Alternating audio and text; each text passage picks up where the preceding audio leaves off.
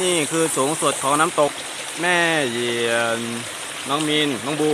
อ้อยและลุงวี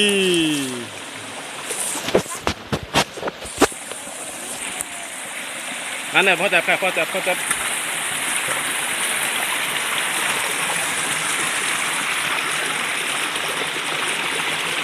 เหยียบข้างบนหินข้างบนตรงนี้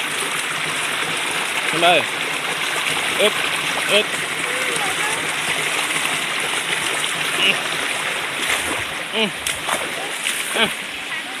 ไปเดินไปเลยเดินไปค่ะเดินแล้วก็หันหน้ามาหาพ่อ